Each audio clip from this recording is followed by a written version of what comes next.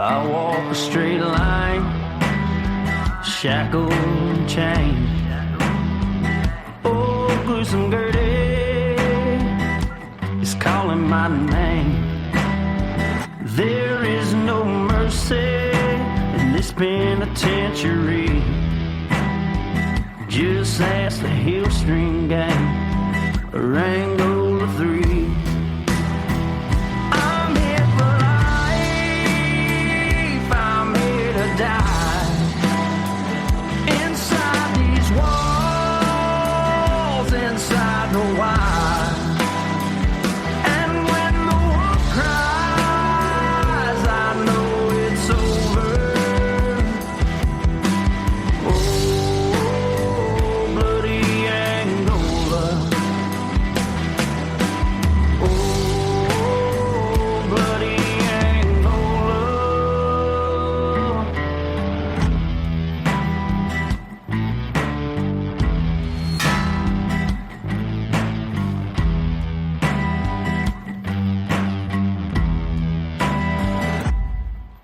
Hey everyone, and welcome back to Bloody Angola, a podcast 142 years in the making, the complete story of America's bloodiest prison. I'm Jim Chapman, and today I'm going to tell you the story of a man convicted of killing an accountant in a Shreveport City jail in 1957 and another inmate inside Angola during the bloody years of the 1960s. His name was Doulas Dennis, and he went by the name Swede inside of bloody Angola. So Doulas Dennis was born in Chicago, Illinois in 1935, but he was not there long. As a matter of fact, within 6 months of his birth, his family would move. And this would be a continual thing throughout the life of Doulas Dennis early on in life, in childhood. He would live in New York. He would live in Oklahoma, Biloxi, Mississippi, Baltimore, and various other places. Now, Doulas Dennis was super smart.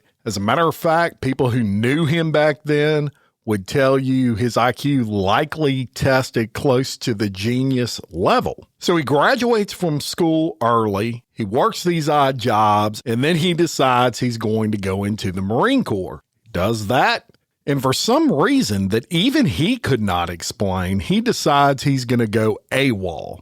That's absent without leave from the Marine Corps, which they will hunt you down and throw you in military prison when you go AWOL, especially during this time in history. So he couldn't be exactly public after he went AWOL.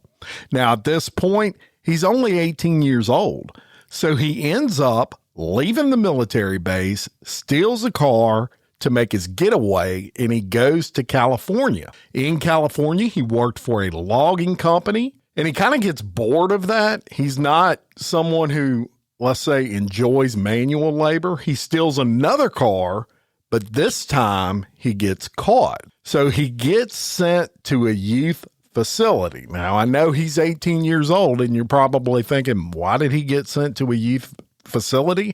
The answer is, I don't have an answer. Maybe at this point in time in history, they didn't want to put 18-year-olds in big boy prison, if you will.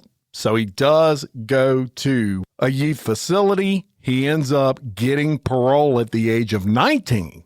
But there was a catch to that, a caveat, if you will. One of the stipulations was he had to remain with his dad during his parole. I guess they figured his dad would keep him on the straight and narrow path.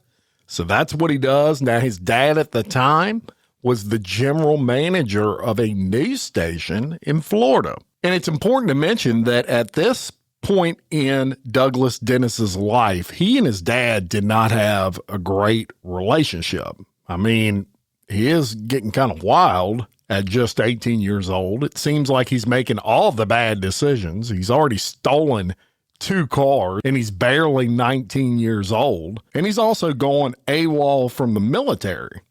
But his dad tried to help him out.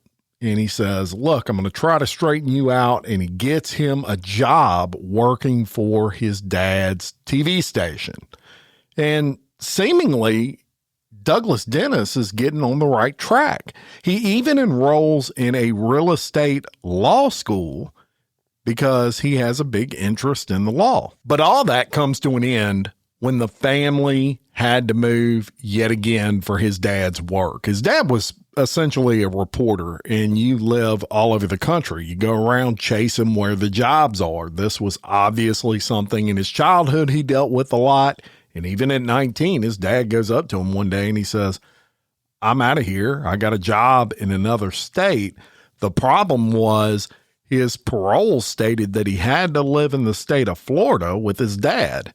So it was going to be a bunch of red tape to get to be able to move with his dad to another state. This kind of blew Douglas Dennis's mind, and he decides, I'm just not going, and I'm not going to tell anybody where I'm at. Screw it. So the family leaves. And at this point, Douglas decides he's going to start hitchhiking throughout the country. And this time in history, that was, early 60s, hitchhiking, much more common thing. And so he does that with a bunch of guys, but they're not exactly what you would call a good group of guys to just hang out with. They're mostly ex-cons. And this group of guys, they pretty much pull off petty crimes as they go about traveling. None of them had any money, so they're stealing things and pawning them, whatever they've got to do to make it through to the next day. And as they go about their travels, Douglas hears about a place known as Morgan City, Louisiana. And he hears there's a bunch of high-paying jobs for laborers. It doesn't matter if you have a record. You just go out there and they're going to give you work and they're going to pay you a shit pile of money. And for those of you unfamiliar with Lake Charles, it's a city on the Gulf of Mexico. And even today, but especially during that time, it was the place to be if you were in the shrimping industry or if you wanted to work in the oil fields, or if you were someone that you just liked hard work, or maybe you didn't have that much of an education, but you wanted to make enough money to support a family comfortably. That's what you did. So that's where Douglas Dennis went. But as I told you earlier, Douglas Dennis ain't much for manual labor, and he hated it right off the bat. Just not his type of work. And it wasn't easy money by any means, which is that's the kind of work he liked. So he ends up taking a job with a cab company. Hey, I can drive a cab. I don't have to break a sweat. This is perfect. It's in the area. And one particular night, the guy could not pay Douglas Dennis for driving that cab, the cab company owner. So he gives Douglas Dennis a .25 caliber pistol rather than pay him, basically in lieu of cash. Not long after this, Douglas Dennis hears through the streets that the police were looking for him because they heard he had that gun. But Dennis assumed it was because he violated his parole. He didn't know that's actually why they were looking for him. And he kind of panics. And he and a couple of friends, they decide we need to get the hell out of town. The police are on to me. They're going to violate me for my parole, and I'm going to go to big boy prison. But before he leaves, according to Douglas Dennis, this was his account, a couple of guys owed him some money. And he needed to collect that money, obviously, because he was leaving town. So Douglas and his crew of guys, they go over there and they pay a visit to these two guys. And the guys tell Dennis and his crew they don't have any money. So Douglas Dennis, he pulls out that .25 caliber pistol. And one of the guys, he just pistol whips the shit out of him. The other folks with him, they beat up the other guy. And then they're like, what do we do? What do we do with these two guys? Because the second we leave, they're going to call the cops. So they say, all right, here's what's going to happen. You're going to get in the car with us. We're going to drive to basically the county line or parish line as it is here in Louisiana. And we're going to let you out. And that way, if you call the police, we're going to be out of the jurisdiction and hopefully no one will be chasing us. And so that's what they do. They drive to the edge of town. They let these guys out. Douglas Dennis makes a few threats to them, and then they drive away. Now, at this point in Douglas Dennis's life, he's 21 years old. Well, those guys reported Douglas Dennis and his crew. And in 1957, he gets caught and he's charged with a slew of charges, the most serious being armed robbery and kidnapping of those guys. And the armed robbery charge came in because before he threw them in the car to drive them to the parish line, they had like $20 on him. He took that $20. Now, later on in life, he would say they owed him that money, but, take that with a grain of salt. But here's where it gets really bad for Douglas Dennis, because he would run a scam of sorts in the Shreveport jail where he was housed.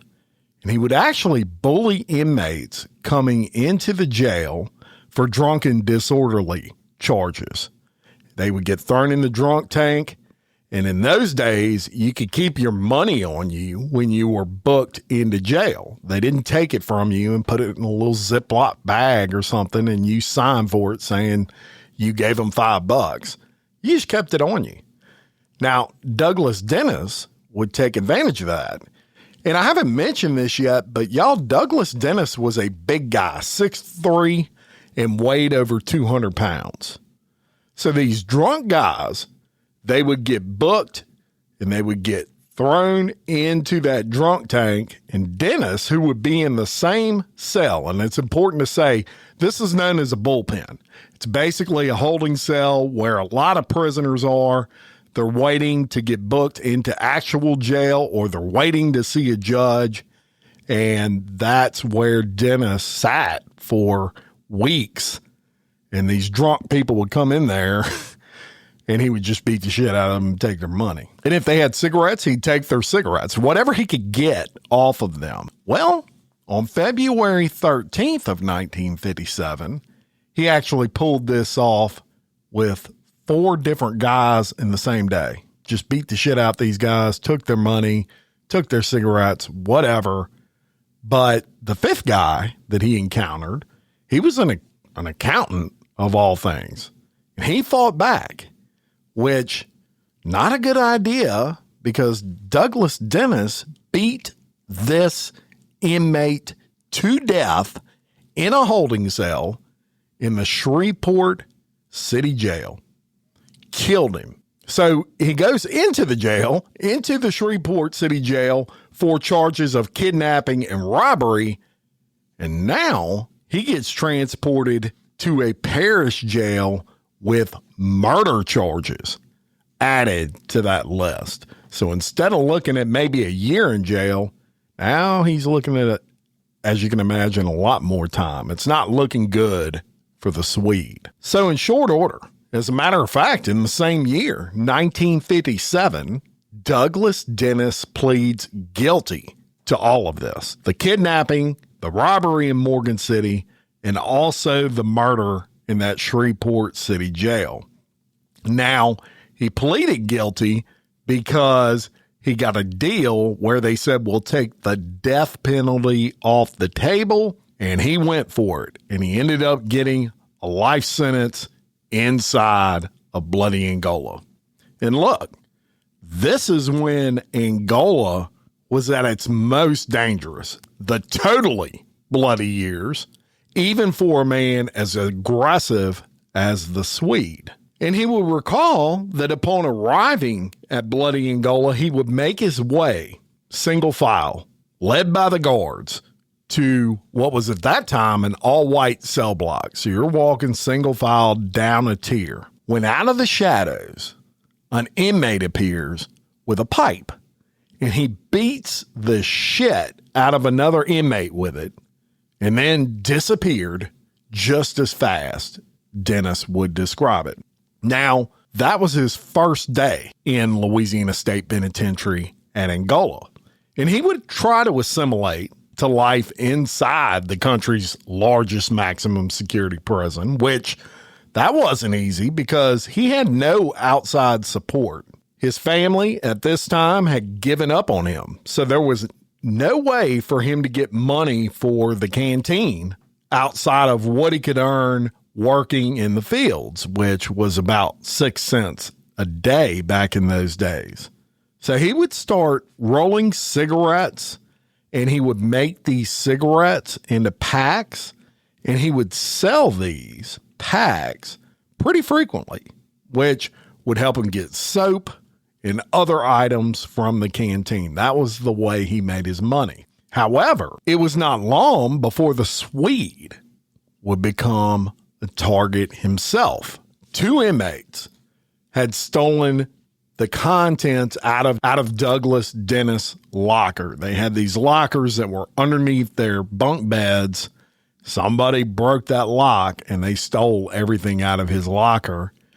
And he was at dinner with another inmate when another inmate tips him off. And he says, look, not only did they steal all your shit out of your locker, but they also intend to kill you when you get back from dinner. So Dennis beelines it to what's known as the leather shop inside of Louisiana State Penitentiary. And he's given what's known as a leather knife. And this is just a stiff piece of leather that's very sharp on the edges. And he heads back to his dormitory.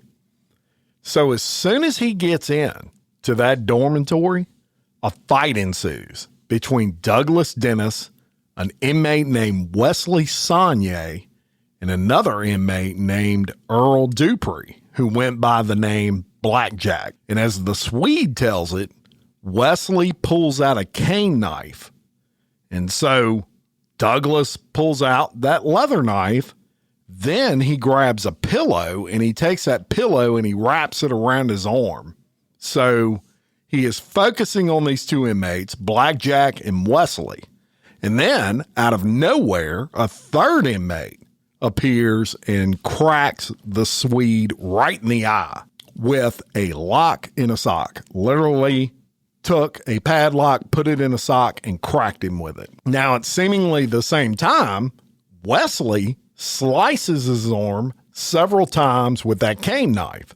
Sliced it so good, in fact, that it sliced through the Swede's tendons. So he's bleeding profusely, and he staggers a little while, and then he collapses onto the ground.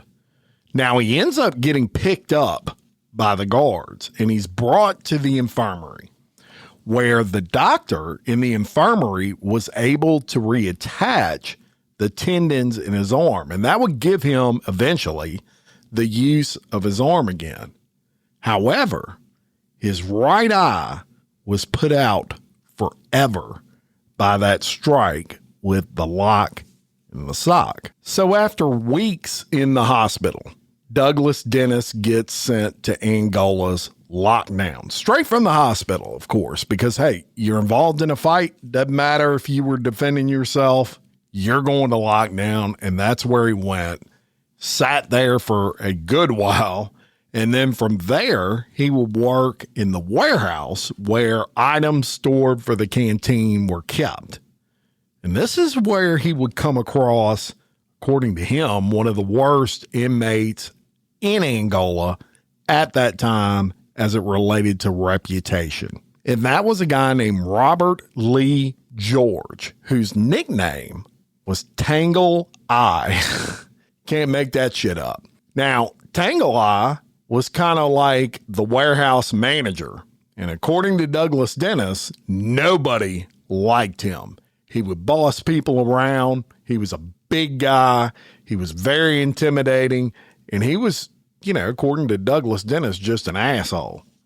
So he had already stabbed Tangala, a barber at Angola. And look, these barbers, they're like the most popular people in prison in most cases. I mean, they keep your hair high and tight and all those sort of things. They know everybody's business because it's just like in the free world.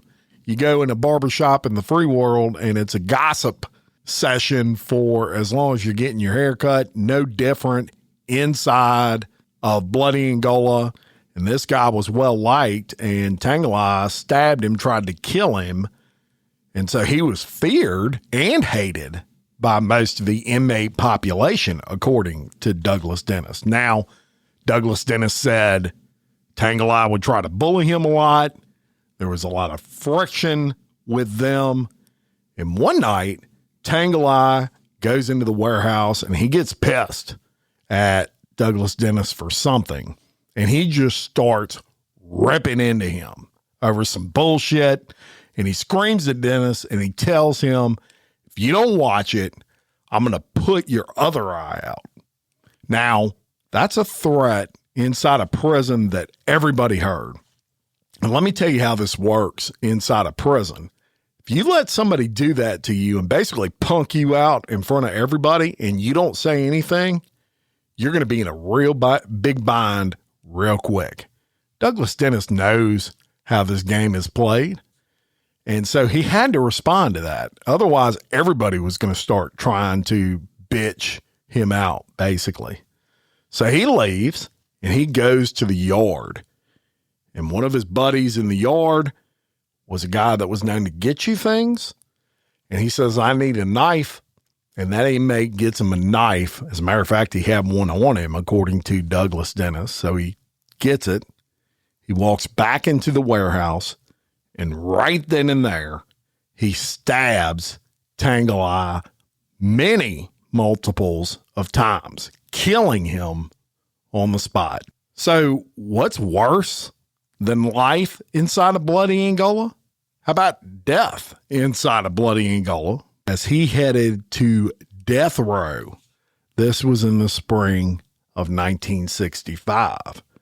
However, he appeals that death sentence, and he appealed it on the grounds of self-defense. He said he was defending himself. Tangolai tried to attack him when he had that knife, and that's when he went to stabbing him. And his lawyers, they demand a retrial based off of this evidence, and basically the state comes back, and I'm not sure what they saw, but they essentially said, look, we'll offer you a plea deal. And we'll take you off of death row and we'll give you another life sentence. So Douglas Dennis, he's like, I'm down with that. He takes it and he actually gets off of death row. This was in 1968. So by the early 70s, surprisingly, Dennis has completely changed his behavior inside of bloody Angola. He earns trustee status and he actually becomes a very well-respected member of the inmate population inside of Angola. He also becomes the inmate that the attorney for Louisiana prisons, the first attorney, a guy by the name of Richard Crane. Richard Crane would lean on Douglas Dennis a lot when revamping the penitentiary's approach to law and to the inmates' access to law. And the reason he did this was he knew how intellectually smart that the Swede was. Don't forget, this guy, a lot of people said he was pretty close to a genius, and he graduated high school early. He may have acted like an idiot, but he wasn't an idiot. Eventually, Douglas Dennis would change his behavior so much that he would spend as much time outside of the wire of Angola as he would spend inside of it. He would work at the Capitol. He would work at the police barracks. He would work at the DOC, the Department of Correction offices in Baton Rouge. And he even attended night classes at LSU, taking criminal justice. And while he was taking those classes, believe it or not, he had a 3.96 GPA. Not too shabby. But no matter how much good the Douglas Dennis could do for himself, trouble just seemed to always follow this guy. So while driving outside of the prison in Baton Rouge, he gets involved in an auto accident. This is in 1979. And this accident was not his fault. Someone hit him, but the person that hit him died in that accident.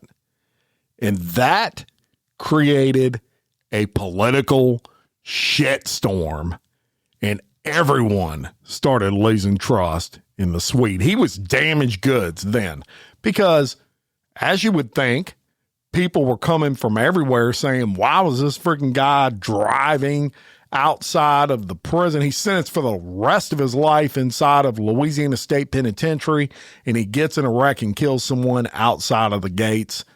And even though it wasn't his fault, it's a political shitstorm. O.C. Brown, as a matter of fact, who would become the district attorney of Baton Rouge, he didn't like it one bit. He was very vocal about it during that time. So all of this pressure on Douglas Dennis later that year in 1979 would lead to a dramatic escape.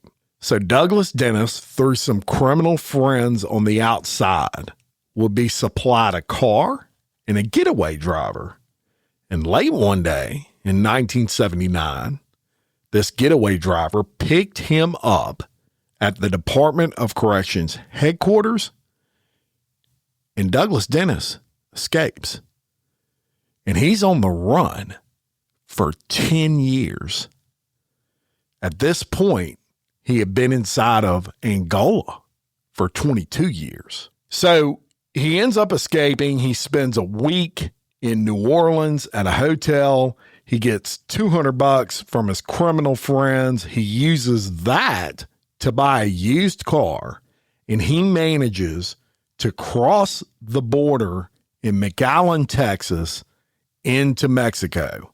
And for the next 10 years, until 1988, he works in Mexico, El Salvador, and spent the majority of his time in Guatemala.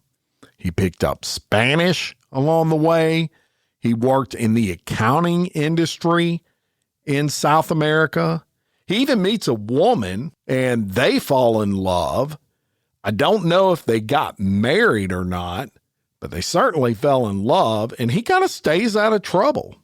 Now, this woman is also from the United States, and all her family still lived in the United States. And eventually, Douglas Dennis, it's a fake passport, meaning he used his fake name to gain the passport, but the passport itself is real. And she wants to go back and see her family, and he says, I'll come with you. He's got this actually real passport. It's just his fake name on it. And so they go to the airport, and it's getting close for their flight, and he looks around, and he's lost his passport. Can't find it anywhere. So he's like, shit. At this point, he's got a choice. He's going to have to stay in Mexico and just say, screw it, go by yourself. Or he had another choice, which was what he decided to do. And he said, well, just go another day. He makes a fake passport that looks very similar to the real one that he had. They go back, they hand it to the Mexican authorities, and right away, they start delaying these Mexican authorities. They're just not so sure about this passport. So long story short, he notices that they know something's wrong. They don't know who he is, but they know something's wrong with this passport. And they're taking a long time to approve him. So he bolts. He's basically like, I got to go to the bathroom, and he leaves. And he knows I've got to come up with another plan to get back in the States because now the Mexican police are on to me. So he's really desperate to get back across the border because they're going to come arrest him. And he does do that within short order. Manages to get across the border, and he goes to several different states. And eventually, a few months later, he's finally captured. Now, the way that he got captured was, remember that passport that he had that was a real passport with a fake name? Somebody found that and turned it in. They put two and two together. The U.S. Fugitive Office and the Mexican authorities figured out this is the guy that escaped from Angola. Of course, they had a picture of him on the passport. Somehow they were able to put all that together. He ends up getting captured in Houston, Texas, after being on the lam from bloody Angola for 10 years. Now, upon his capture, the Swede would end up right back where he started, in Angola.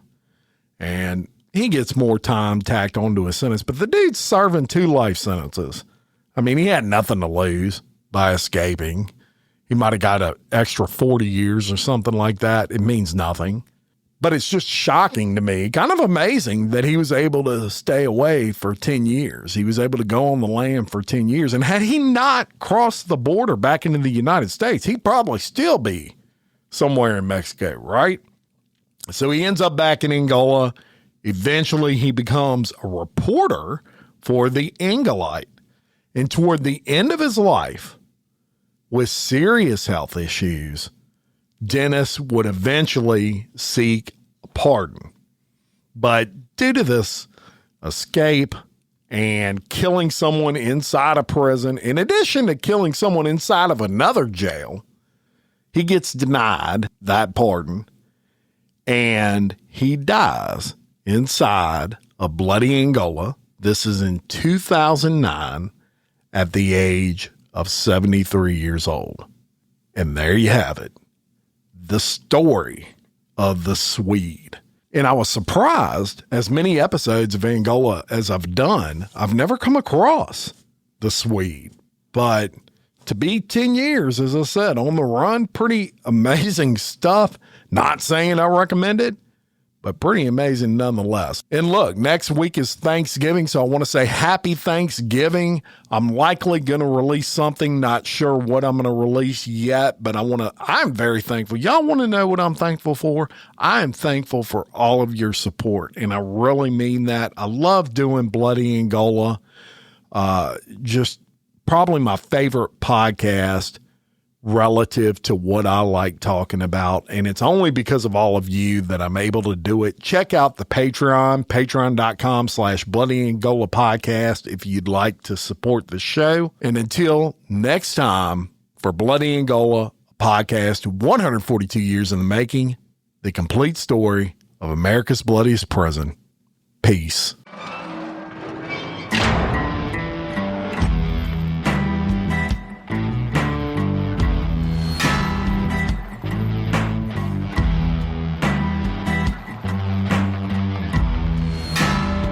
I walk a straight line, shackled and chained.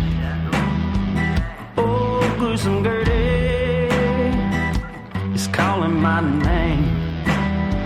There is no mercy in this penitentiary. Just ask the Hill String Gang or Angola.